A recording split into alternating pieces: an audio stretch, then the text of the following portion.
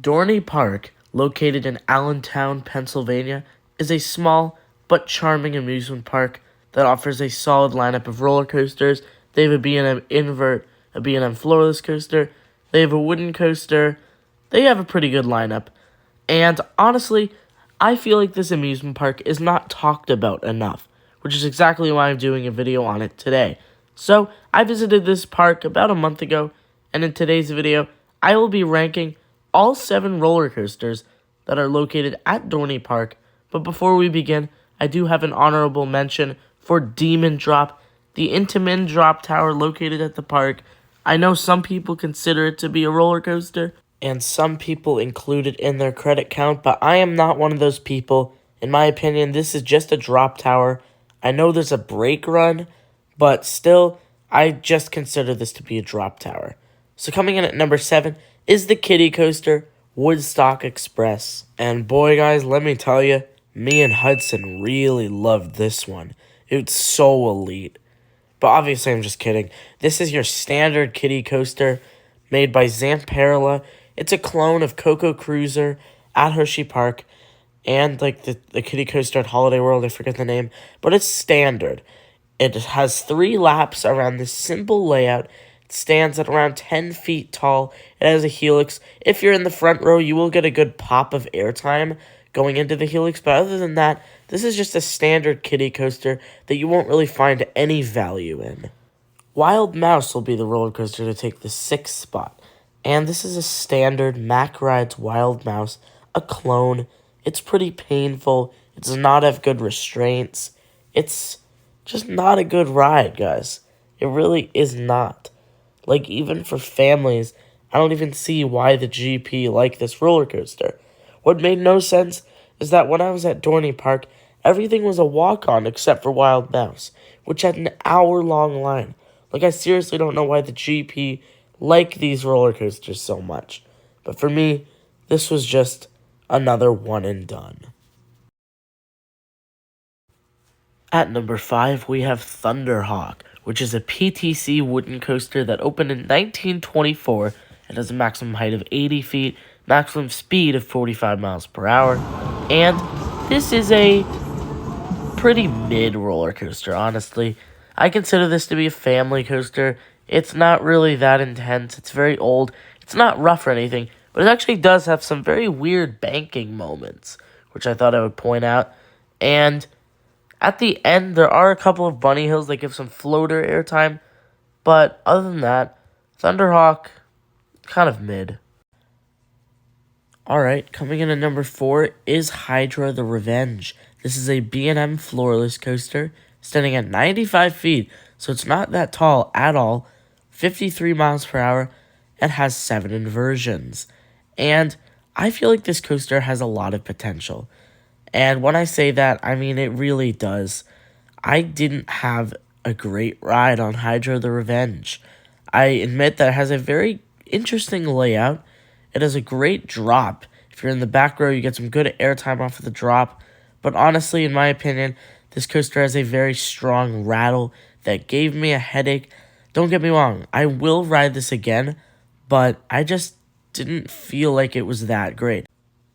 So I don't hate this ride, I just don't love it. I will definitely ride it again. It has some great elements. It's pretty forceful at some times, but it's definitely not outstanding or anything like that. And I know a lot of people love this roller coaster. In fact, I know someone this is their favorite floorless coaster. So, I mean, I love the drop, and I especially love the JoJo roll out of the station, but this is nothing outstanding. And at number 3, we have Talon, a B&M inverted roller coaster opening in 2001, standing at 131 feet. And guys, I know this is a very unpopular opinion. I know most even have this as their number 1 at Dorney Park. But guys, I thought Talon was pretty mid. I didn't see why people loved it so much. It's not rough or anything, but I just feel like it should go through every one of those elements just a little bit faster, and then it is worthy to be number 1 at the park. Also, just a little thing to note, that when I was there, the park was dead, so when riding, I basically got an empty train. There were only like 2 other rows filled, so that might have something to do with it, but it just wasn't running that fast the day I was there at Dorney Park. Alright guys, please don't attack me. Coming in at number 2 is Possessed, the Intimate Impulse Coaster that stands at a height of 185 feet, a maximum speed of 70 miles per hour. And you're probably questioning right now why I have Possessed placed in the number 2 spot. Many enthusiasts do not like Intimate Impulses, as they consider them to feel like flat rides and are just not great and repetitive, but I really like Intimate Impulses. I've only ridden 2, Wicked Twister and Possessed, and honestly, I prefer Possessed over Wicked Twister.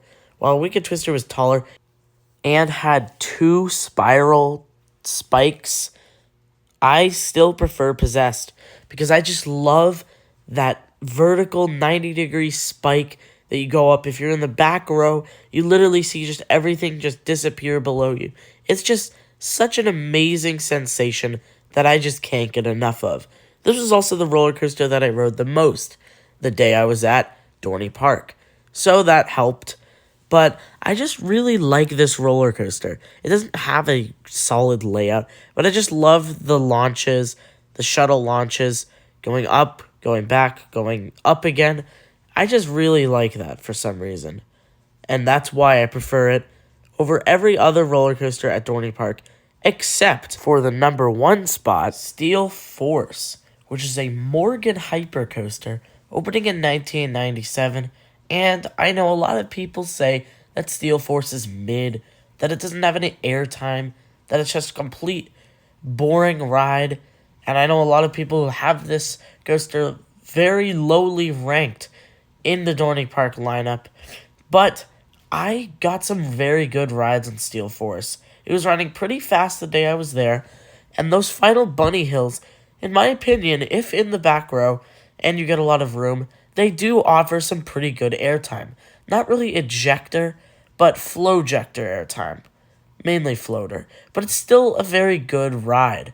Don't get me wrong. Even past the airtime, I just feel like this is a good roller coaster.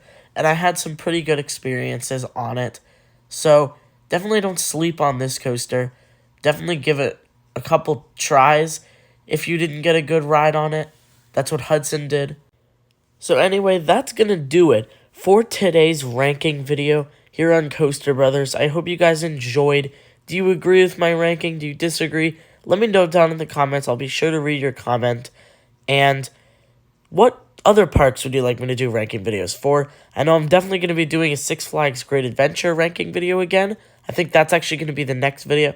So stay tuned for that. And if you want to see more coaster-related content coming your way, make sure to subscribe to the channel and turn on the notifications so you'll get notified whenever I upload new content, coaster-related, of course. And as always, guys, stay on the thrill side of life.